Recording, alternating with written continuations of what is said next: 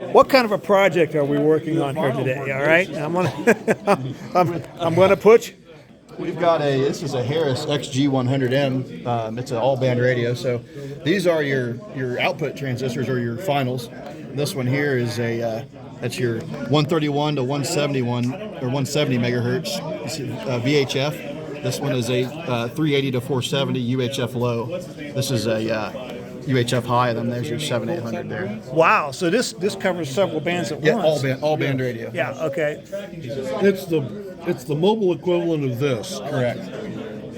Yes, and we were talking about that earlier. Right. This is the P25 system. Correct. Yes. Okay. Phase one. Yes. Green cases. Oh. And they only made like 10. Now I've talked with Delmar earlier, okay, and he was telling me about some of the advantages of P25 because I have DMR, and I don't particularly care for how it sounds because it just doesn't have quite the sound quality as Tinny. It's tinny.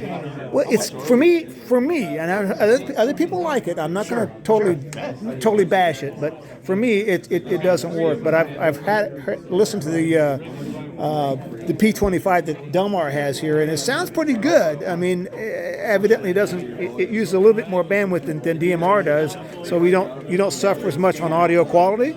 Yeah, and I mean that's pretty much it.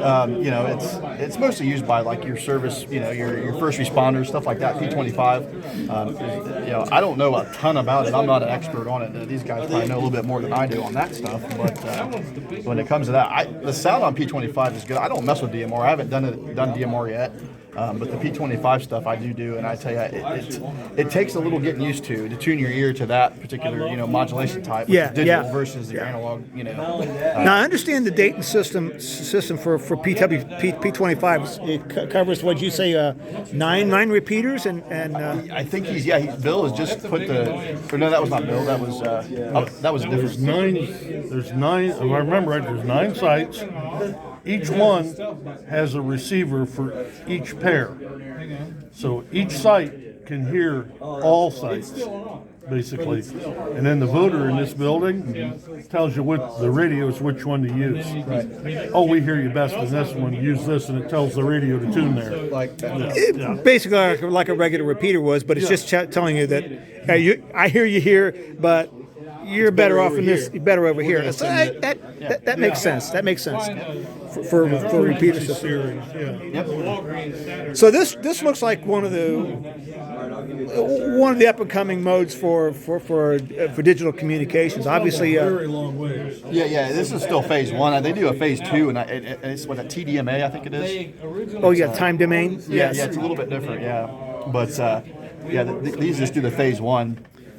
Analog, of course. Okay, also. That's good. I mean, one of the best radios you can buy. I mean, as far as for a now hand. P25. Now, does it have a dedicated a data channel that you would send specific messages through, or is this? You can. You can do that. You can do paging. There's you could dedicate TMS, some bandwidth for that. TMS, text message service. A lot of they call it TMS on Motorola. Forget what they call it on the Harris stuff. I haven't been able to get that to work with the Harris stuff yet. I'm still trying to learn the Motorola stuff. And it's like learning another operating system or another language. Every time you go from one CPS software to another, different brands are all different. So Right. That's why I like when he uses chirp. It's really nice because it kind of is a universal thing. But there are bugs with that. It's not proprietary like the Motorola stuff or the Harris stuff. Well, I appreciate you for filling me in on this.